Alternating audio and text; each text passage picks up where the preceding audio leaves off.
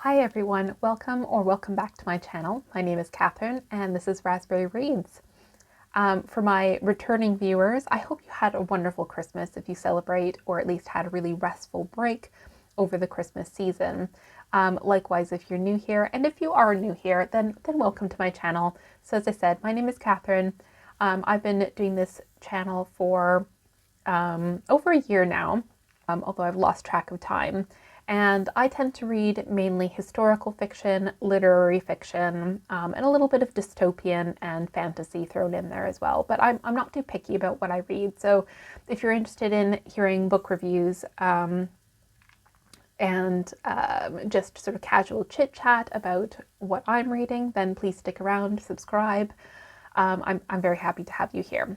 So this is my first video of 2026. I'm a little bit rusty. I took a bit of time off just to enjoy the Christmas holidays and to have a little bit of a relax, but I'm back and I'm ready to share with you my best books of 2025. Now, I had a really hard time deciding what books I would be sharing with you. And in the past, I think I've kept it to my top 5 books of whichever year. And I just couldn't do that this year. And I thought to myself, why restrain myself to only 5 books when I have more to share with you? So I ended up with 12 books. And these are not the highest rated books that I read last year, but they're the books that have stuck with me throughout the year. And some of these have been my highest rated books of the year, and others haven't. And I think I have a mix of genres as well, although I don't believe I have any nonfiction that made this list. So yeah, I'm just going to run through these 12 books. If you've watched my channel before, then I will have spoken about all of these books. But as with all of my other recommendation videos, I'm going to give 3 prompt words or descriptions, which will help explain to you why it is that I'm recommending this book to you. And also I'm going to explain a little bit about what exactly has stayed with me about each of these books. All right, so with that in mind, the first book that has made the list of best books is ACOTAR, so A Court of Thorn and Roses by Sarah J. Maas. And this is such a predictable book to be on a best of list. But yes, 2025 was the year that I dipped my toe into romantasy, and A Court of Thorn and Roses was the first book that I read, and it has stayed with me. They are very enjoyable books to read. I have been a lover of fantasy, mostly high fantasy, for a long time. The Hobbit is one of my favorite books. And this was just a little bit different. I don't tend to read spicy literature, so having the fantasy element was appealing to me. Now, I don't think I need to explain A Court of Thorn and Roses in too much detail, but this is the first book in a series by Sarah J. Maas, and it is romantasy, so romance and fantasy. Lots of world building with different magical creatures. And you have the main protagonist is Farah, who in the first book is human and goes into the fairy realm and then goes on lots of adventures from there.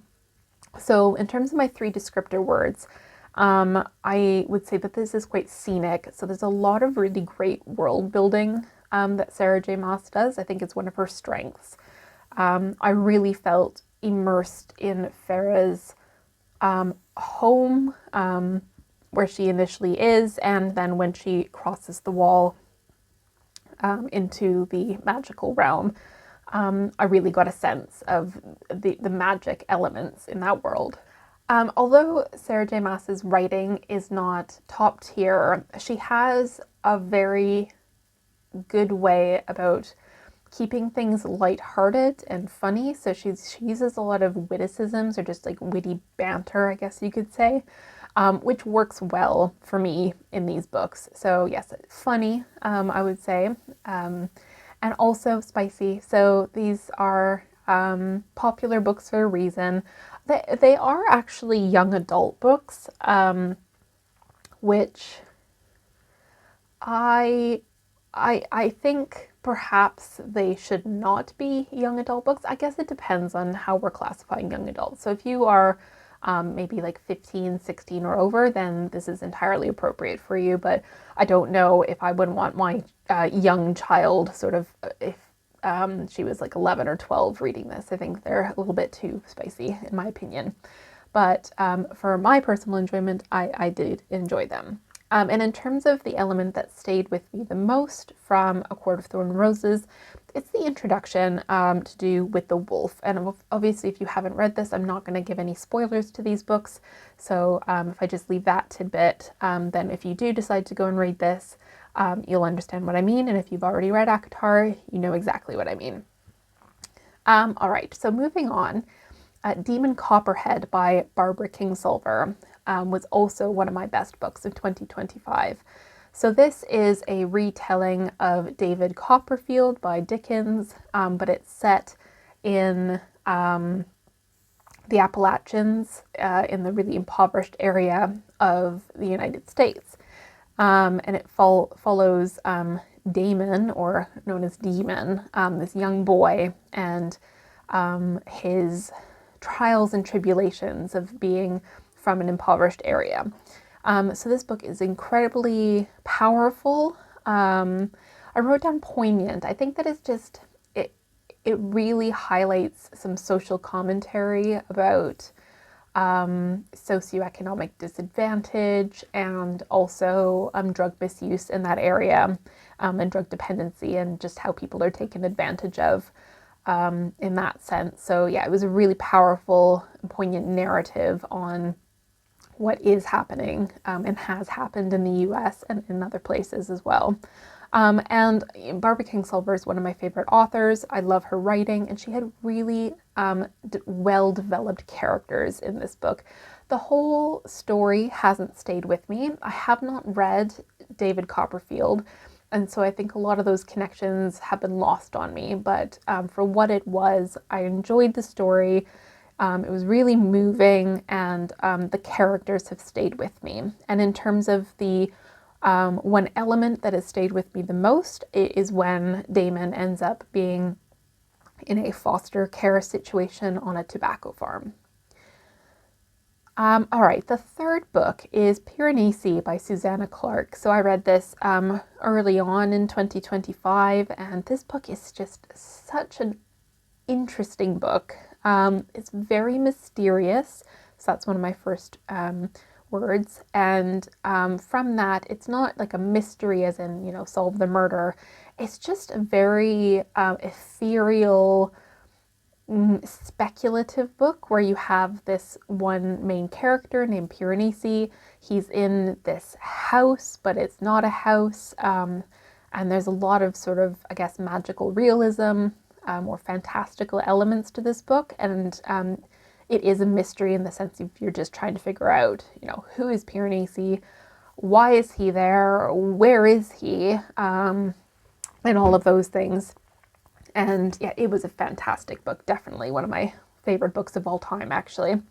And I don't have it with me, but I received a very lovely folio Society edition of Piranesi for my birthday because I enjoyed it so much. So yes, it was mysterious, it was weird, and it was gripping.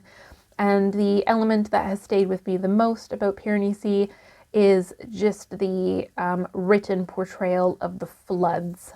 So again, no spoilers, so I'm just going to leave that there. But yes, as with all of these books, I highly recommend Piranesi if you have not read it.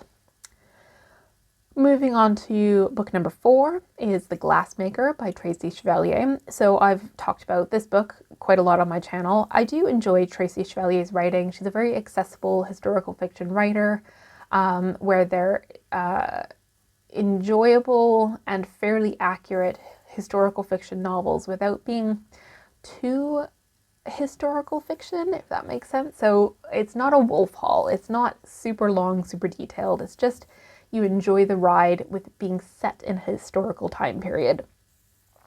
So The Glassmaker was a beautiful book. Had beautiful writing, beautiful scene setting, beautiful descriptions, and the topic was beautiful because it's set in Murano and in Venice, and it's all about the glassmaking industry throughout time. And I said that it was interesting and also clever, and that is because the way that this book was written is it starts during the Renaissance, so that's about the 1400s, and then it goes all the way through to the beginning of the 2020 pandemic, but it focuses on one family, so that family is, you know, one static element throughout generations.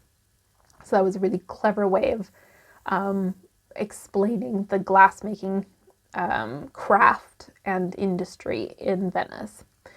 And in terms of the element that stuck with me the most, I would say it's when the main character, whose name escapes me, but when she actually goes to Venice and is sort of traveling on the canals. I found that very memorable just because I have been to Venice and have traveled those canals.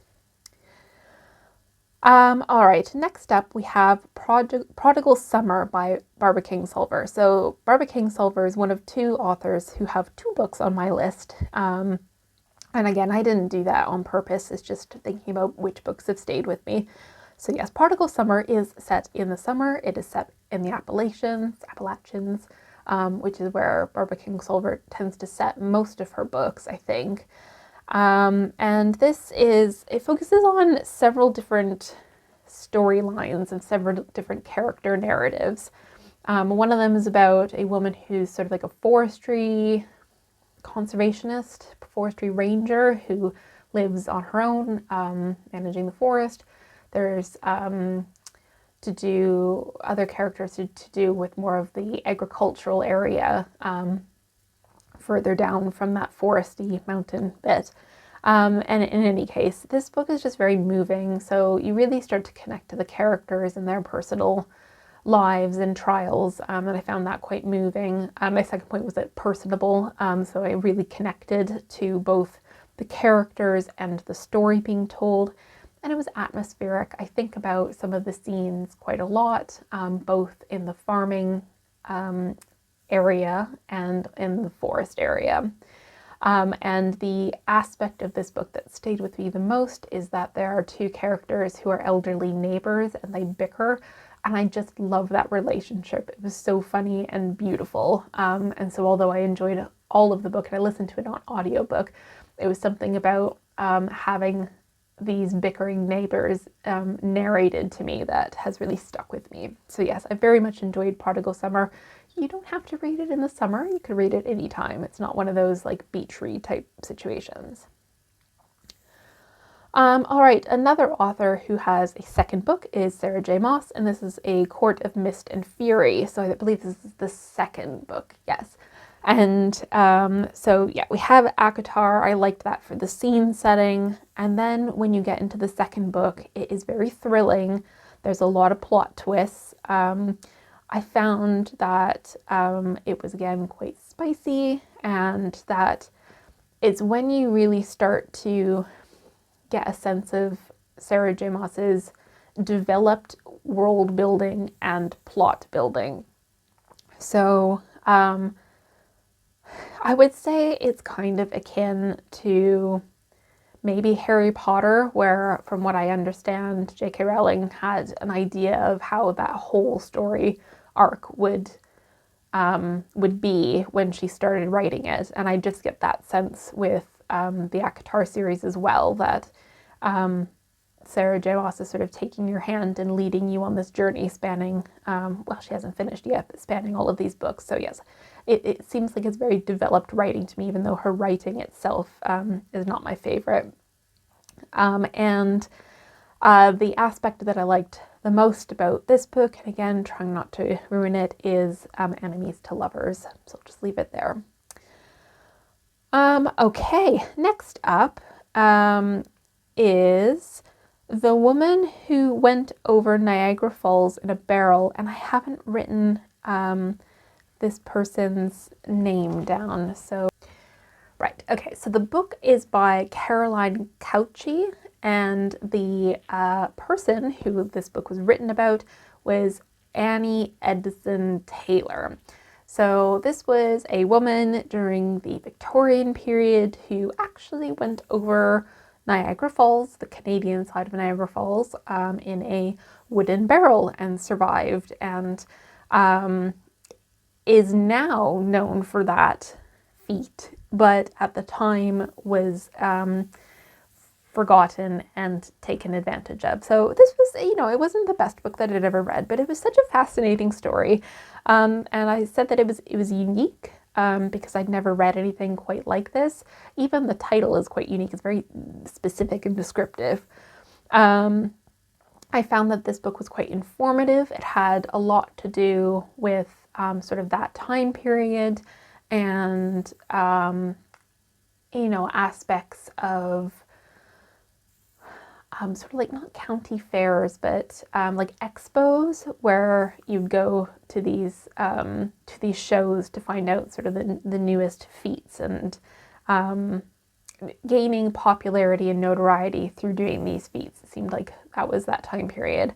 And also it was quite feminist. So, you know, it's obviously centered on Annie Edson Taylor, but it also very much features some of the other women. Whether they're fictional or not, that I'm not sure about, but these other women in her life. And the aspect of this book that did stay with me the most wasn't actually her going over Niagara Falls. It was the setting of Annie being in this house with these other women who've fallen on hard times. So yes, if you enjoy historical fiction and you like historical fiction centered on women's narratives, then I would recommend Caroline Cauchi's The Woman Who Went Over Niagara Falls in a Barrel. Next up, we have Hum by Helen Phillips. And this is a science fiction book, or at least speculative fiction. And I read it, I think, mid last year. And essentially this is about one family focusing on the mother who are having some difficult times financially, and it's set in this close to reality world where you have a lot of AI interaction with everyday life, and you have these robots called hums that help you through your everyday life and try and sell you things. And the mother wants to make some money, so she goes and gets like biometric erasing surgery so that none of these AI machines can recognize her face and therefore can't sort of keep track of her and steal her data. Anyways, and she's paid to have that surgery, and then with that money they go on a family holiday to this garden, which is supposed to be this magical Eden in the middle of a city that's sort of falling apart from climate change and other difficulties. But everything is not quite as it seems. So yeah, Hum is a very speculative book. I would say it's a cautionary book, like cautionary tale, where, you know, we have AI at the forefront of our daily lives now. There's still a lot of question marks about AI. So this book does relate to that a lot. And this book is also about motherhood. And the aspect that stayed with me the most is the holiday in this garden where everything wasn't as it seemed. It was a very interesting book. I felt like the ending fell a little bit flat, but it has stayed with me, which is why it's made this list. Next up, we have Savage Beasts by Rani Sevarajah. Surname gets me every time. And this is a Greek myth retelling of Medea. And I loved this book. I listened to it on audiobook, and so Medea is sort of like the scorned woman Greek myth with Jason and the Golden Fleece, I think. I don't know the story very well. But in this retelling, you have Meena, who is a princess in colonial India, or just before colonial India. So we're in Calcutta, 1757. So it is set during the time where the East India Company is coming in, and Bengal is on the brink of war. So you've got Mina, who's a abused daughter of a king or nawab, and she falls for James Chilcot, who is a member of the East India Company. And then they end up having to flee Calcutta, and they go all around the world, and then there's some betrayal. So just like in the Greek myth of Medea, there are sort of similarities, and it is a retelling. So I don't want to spoil that, but if you've read or know the myth of Medea, you'll get a sense of what this book is about. But yeah, so Savage Beasts, I felt transported not only to the Greek myth of Medea and the parallels of the story, but also transported specifically to the earlier part of the book, to Mina's home in Calcutta, and really got a sense of that time period. I put down that I enjoyed the aspect of it being a retelling, so not all Greek myth retellings or any retellings are good, but I thought this one was done well. I mean, it was adventurous. I was gripped from beginning to end. And so yeah, if you enjoy Greek myth retellings, if you enjoy historical fiction with adventure in it, if you enjoy historical fiction focused on women, then I'm sure you'll enjoy Savage Beasts. And the bit that stuck with me the most is just the chapters where Mina and James are having to flee the palace. They're very powerful. Next book is Marina by Carlos Ruiz Zafon, and this was a book that you all recommended that I read for a spooky sort of Halloween season. And so this is a young adult book which is set in the 1980s, 1990s in Barcelona, Spain, and it follows a boy whose name is, a young adult boy whose name is Oscar, and he ends up meeting this young girl named Marina and her father, who was a painter, and he forms this relationship with them, and that's quite beautiful and mysterious. But I'm going to read the excerpt so I don't spoil this for you. So Marina takes Oscar to a cemetery, and at 10 a.m. a coach pulled by horses appears. From it descends a woman dressed in black, her face shrouded, wearing gloves, holding a single rose. She walks over to a gravestone that bears no name, only the mysterious emblem of a black butterfly with open wings. When Oscar and Marina decide to follow her, they begin a journey that will take them to the heights of a forgotten post-war Barcelona, a world of aristocrats and actresses, inventors and tycoons, and a dark secret that lies waiting in the mysterious labyrinth beneath the city streets. I think that's a really good summary, because this book is so bizarre that if I tried to explain it any further, it would just give everything away. So my first descriptor word on my notebook was bizarre. I was just like, what is going on in this book? And I kept thinking like, oh, I'd figure it out. And then I'd be like, no, I wasn't right about that at all. So yeah, it was very bizarre. It was creepy, and it was mysterious. I'm not generally somebody who likes to read horror. There are horror elements of this book, but I would say that it was more of a mystery and thriller than horror. So you should be okay if things like creep you out. But yeah, what a weird book. And the bit that stayed with me most is when I was trying to figure out, are these things puppets, mannequins, or something else? And again, I can't give anything away, but it was so puzzling, this book, my goodness. But yeah, so thank you for the recommendation. Marina will definitely stay with me.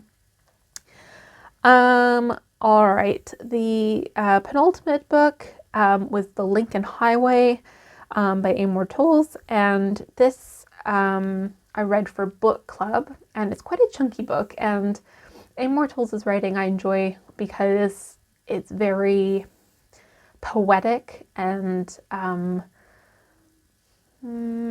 sophisticated, I guess we'll say, but without being unnecessarily complicated. So yes, it's really good literary fiction.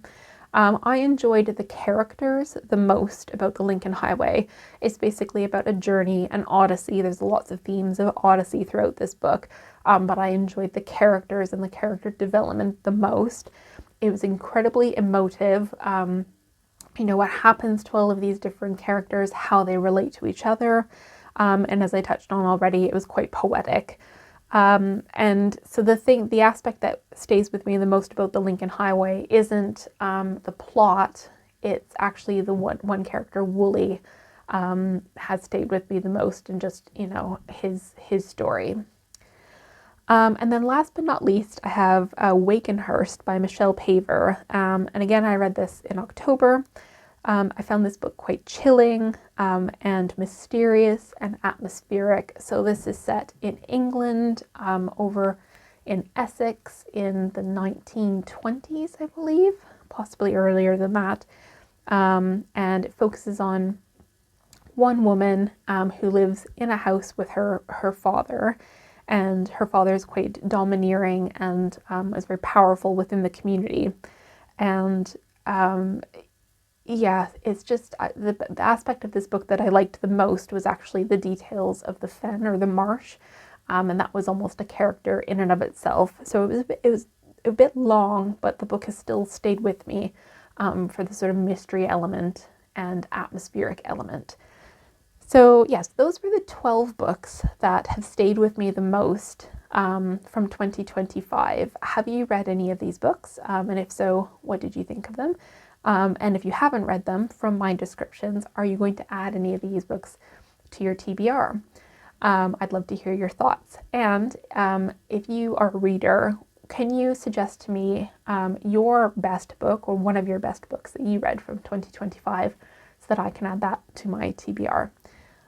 But yes, otherwise, I hope you're all well. I hope you're enjoying your New Year's reads, especially if you maybe got some new books over Christmas. And I'm glad to be back, and I will see you soon in a new video. Take care. Bye.